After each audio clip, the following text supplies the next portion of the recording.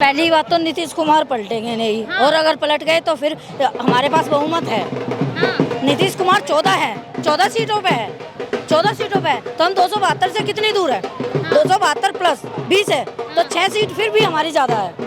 तो नीतीश कुमार अगर अकेले नीतीश कुमार पलटी मारते तो कोई फर्क नहीं पड़ेगा, कोई फर्क नहीं। 272 फिर भी रहेगी। टारगेट ऊंचा होगा तब हम अपनी जीत के पास तक जाएंगे। अगर हम टारगेट ही 272 का बना लेते तो हम कहाँ जाते? 400 का टारगेट किया जब हम 291 में आ रहे हैं या 300 के आ रहे हैं पास में, तो टारगेट बढ़ा था, इसीलिए हम उसको अचीव कर। अच्छा, कितनी खुशी हो रही है कि प्रधानमंत्री नरेंद्र मोदी तीसरी बार प्रधानमंत्री बनने जा रहे हैं? बहुत ज्यादा खुशी हो रही है, बहुत ही ज्यादा।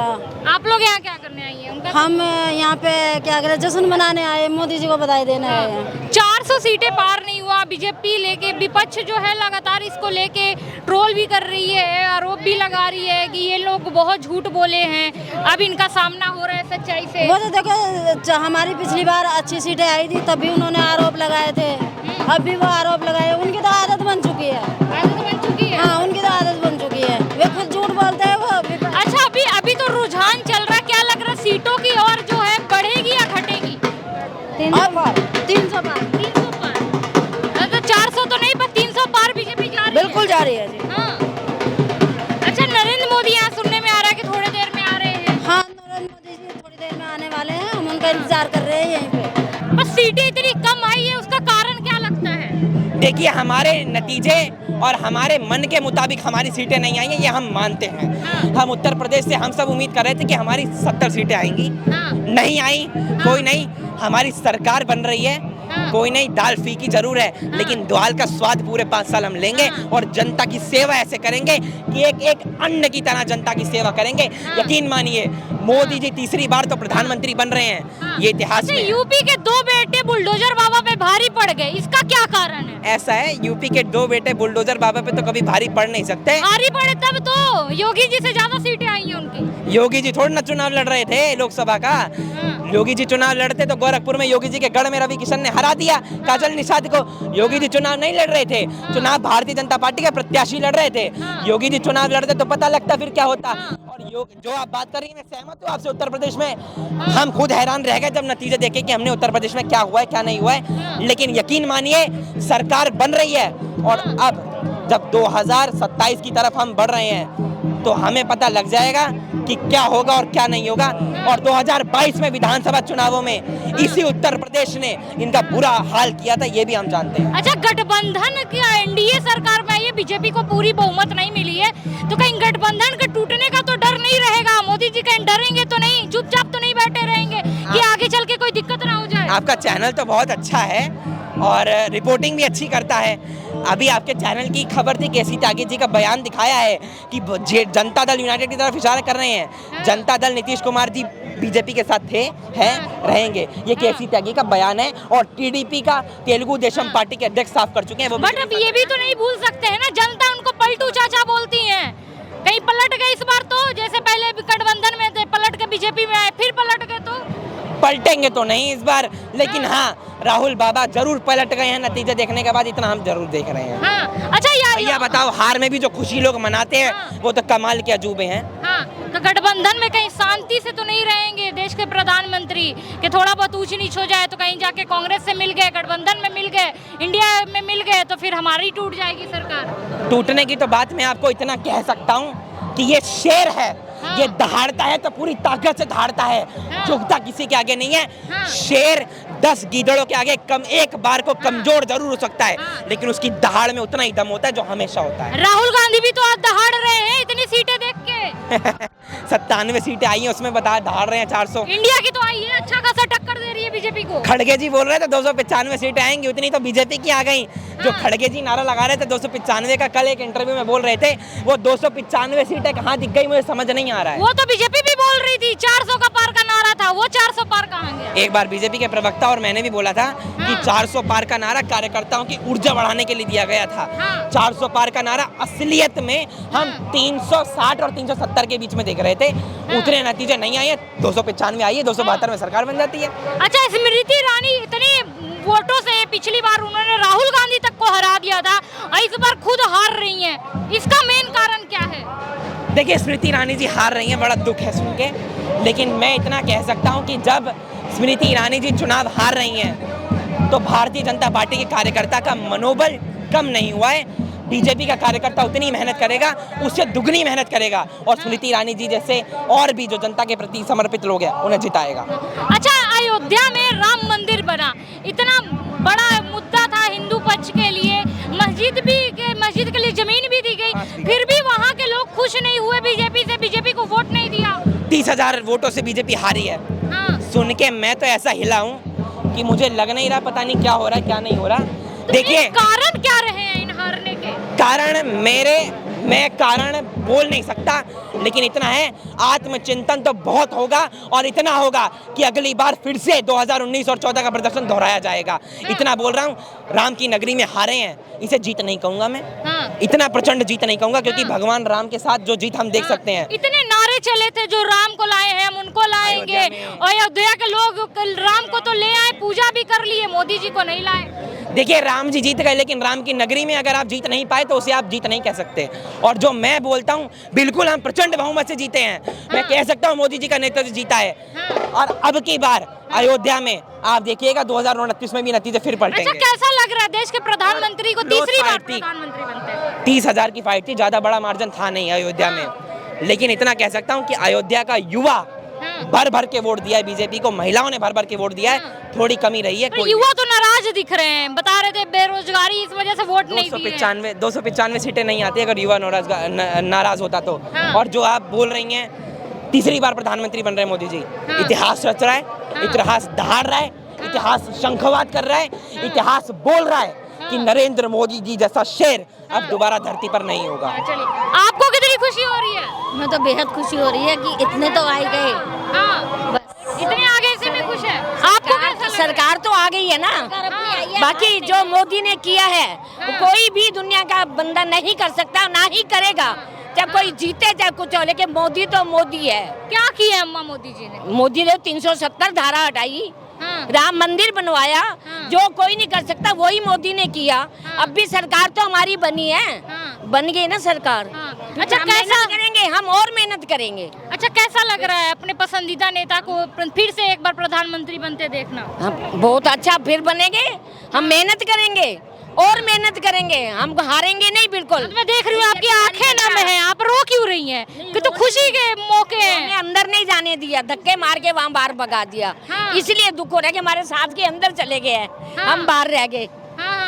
अच्छा, इस बात के लिए आंसू झलक रहे हैं? हमें लगा खुशी के आंसू। खुशी के आंसू है, पसीना है, खुशी के आंसू तो है ही, खुशी के आंसू तभी तो हम आए यहाँ पे। इतनी गर्मी। आप लोगों को कैसा लग रहा है? हमको बहुत अच्छा लग रहा है कि मोदी यहाँ पे आए हैं और बहुत अच्छा लग रहा है।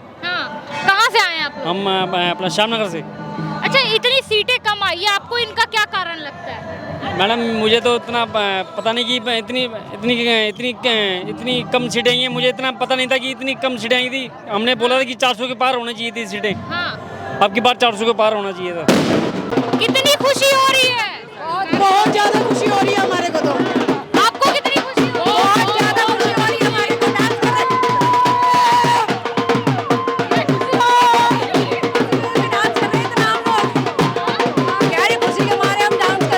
तीसरी बार आपके नरेंद्र मोदी प्रधानमंत्री बनने जा रहे हैं।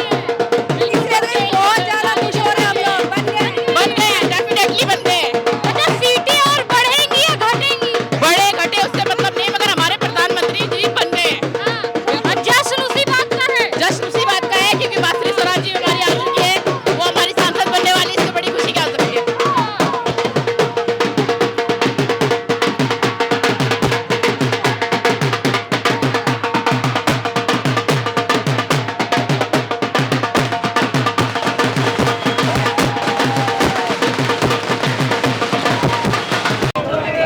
अपना नाम बताइए सर। यूपी का Shadab social activist and influencer. हाँ, आपका नाम? परवेज, कश्मीर से। कश्मीर से। आप कहाँ से हैं? यूपी से हूँ बट प्रॉपर दिल्ली में रहता हूँ। कितनी खुशी हो रही है बीजेपी के एक बार फिर से सत्ता में आने? बहुत खुशी का माहौल है। हम लोग आज बीजेपी हेडक्वार्टर आए हैं मोदी जी को बधाई देने के लिए। और अब की बार 400 पार का एक टारगेट था। वो मैं भी पूछना चाह रही हूँ कि 400 पार का जो नारा था वो नारा कहाँ गया? देखिए वो हवाओं में। मैं आपको बता देना चाहता हूँ, देश की जनता ने नारा दिया था अब की बार 400 पार। जब हम क्रिकेट के मैदान में जाते हैं तो अपना एक टारगेट सेट करते हैं कि हमें कितने रन बनाने हैं, और रन वो अप डाउन हो सकता है, but prime minister third time प्रधानमंत्री मोदी जी बनने जा रहे हैं। और ये तो बहुत पहले ही मैंने बोल दिया था कि नरेंद्र मोदी जी ही प्रधानमंत्री बनेंगे। और सबसे एडिशनल था दिल्ली लोकसभा का चुनाव, 7 सीटें थी, 7 के साथ हम लोगों ने, भाजपा ने फतेह कर लिया, दिल्ली भगवा में हो गया। आप सीटों की बात कर रहे हैं, मेरा एक सवाल है कि जब अयोध्या में राम मंदिर बन गया, इतना बड़ा मुद्दा था ये हिंदू पक्ष के लिए, फिर भी वहाँ से बीजेपी हार गई, इसका क्या मतलब कारण क्या था? आप क्यों बीच में लाते हो पत्रकार साहब, बार बार राम मंदिर क्यों? तो वहाँ से हार गई ना। तो देश की एशिया की सबसे बड़ी मस्जिद तो बनने जा रही है, इसमें कोई क्यों नहीं बात उठा रहे हो? नहीं, मेरा सवाल है कि वहाँ के लोग बीजेपी से क्यों नाराज हैं? मेरी बात सुनो, ये जनता जो होती है ना, जनता, शायद आप पहली बार फील्ड में निकली हो, जो हमारा टारगेट था वो आ जाएगा। अभी तक तय तो नहीं हुआ ना, अभी तो चल रहा है ना, बैटिंग चल रहा है, बैटिंग खत्म करके ही रिजल्ट आ जाएगा, आपको सब पता चलेगा। इससे पहले भी आप लोग कह रहे थे कि गठबंधन जो है 150 भी नहीं ला पाएगी, पर गठबंधन एकदम जोरदार का टक्कर दे रही है। अरे बात तो सुनो, जब इन गठबंधन तो ठग बंधु चोर बंधु ने, फिर भी चोर बंधन को। शादाब भाई एक मिनट, पहले तो मुझे इन लोगों पे शर्म आती है। क्यों? मैं कश्मीरी होके बोल रहा हूँ, मैं कश्मीर से हूँ।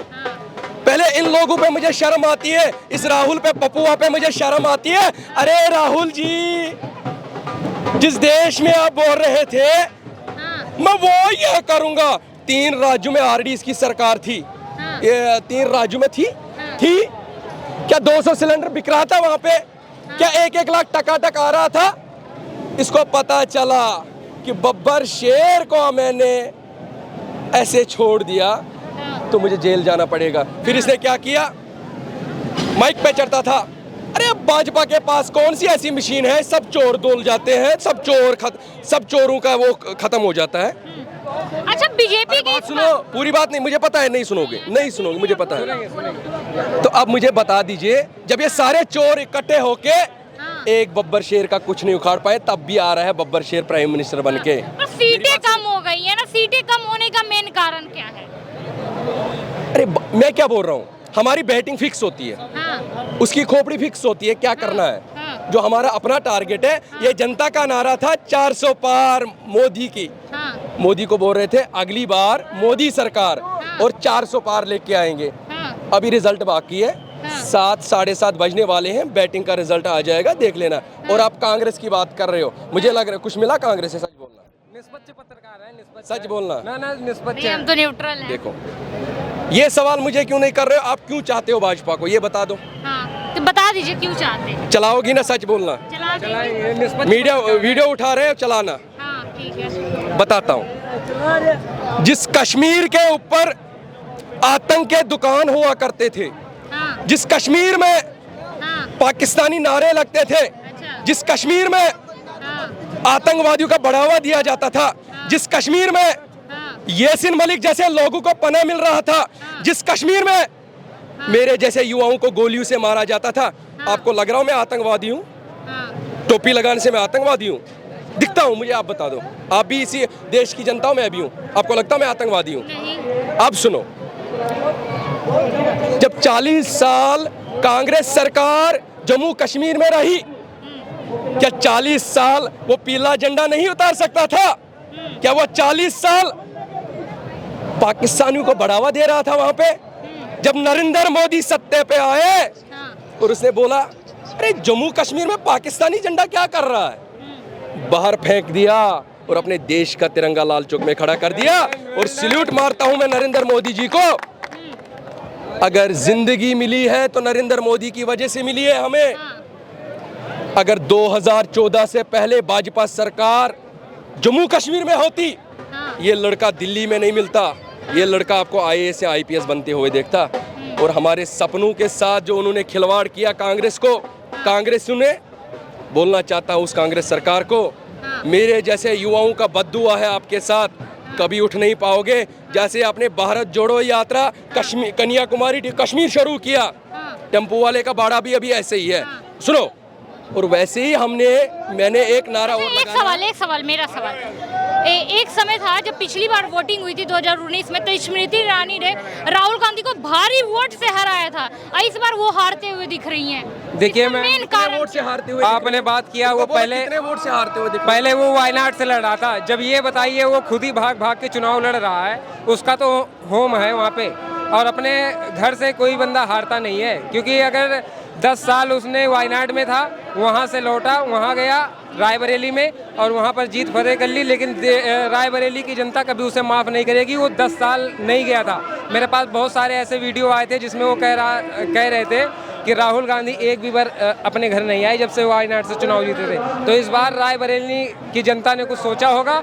और मैं बता देना चाहता हूँ राहुल गांधी के बारे में कि उसका जात का तो मेरे को पता ही नहीं चलता कि वो कौन से घाट से आ रहा है।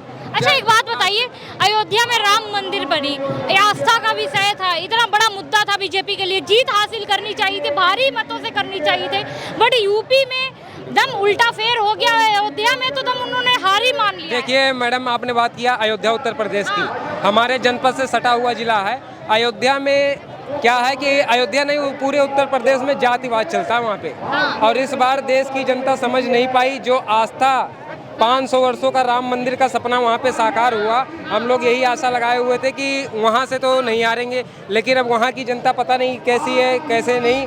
अब और सबसे बड़ी मस्जिद अयोध्या उत्तर प्रदेश के अंदर बन रही है, तो हम लोग ऑब्वियसली प्रधानमंत्री नरेंद्र मोदी जी के साथ इतना कुछ होने के बाद मंदिर बन रही है, मस्जिद के लिए जमीन मिली है, सबसे बड़ा मस्जिद बनने जा रहा है, उसके बाद भी वहाँ की जनता ने मोदी को साथ क्यों नहीं दिया? देखिए वहाँ से जो पहले सांसद थे लल्लू सिंह जी थे, अब जनता बदलाव चाहती होगी, प्रत्याशी मोदी के खिलाफ नहीं थी, प्रत्याशी चेंज कर देना चाहिए। वहाँ पर अयोध्या उत्तर प्रदेश में लल्लू सिंह जी 3 बार MP थे, इस बार नहीं चेंज किए, तो इस वजह से हार का कारण ये भी हो सकता है। अच्छा यूपी में क्या हो रहा है कि यूपी के 2 लड़के राहुल गांधी और अखिलेश यादव बाजी मार रहे हैं, योगी का जलवा, बुलडोजर बाबा का जलवा कहाँ गया? देखिए मैम, हम लोग तो आशा लगाए हुए थे कि 80 में 80 सीटें उत्तर प्रदेश में बीजेपी लाएगी, लेकिन अब वो मैंने आपको एक ही शॉर्टकट में क्लियर कर दिया कि वहाँ पर जातिवाद चलता है, और हो सकता है ये भी कारण हो सकता है कि जातिवाद की वजह से ना जीते। मुद्दे के कारण सीटें नहीं कमी है, जातिवाद के कारण मुद्दा तो मैनिफेस्टो उनका कोई नहीं था। 80 सीटें थी उत्तर प्रदेश में, जिसमें से 63 समाजवादी पार्टी लड़ रही थी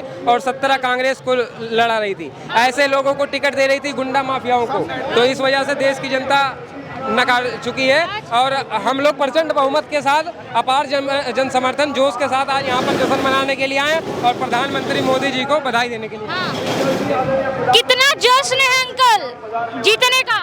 बिल्कुल जोश है, आप देख सकते हैं हर्ष उल्लास के साथ सभी यहाँ कार्यकर्ता मौजूद हैं। पसीने से सभी लोग भीगे हुए हैं, फिर भी यहाँ पे मौजूद हैं। ये मोदी में हैं हम सारे, क्योंकि तीसरी बार मोदी जी देश के यशस्वी प्रधानमंत्री बनने जा रहे हैं। ये उसकी खुशी है, उसमें कोई पसीना नहीं, कुछ भी नहीं दिख रहा जी।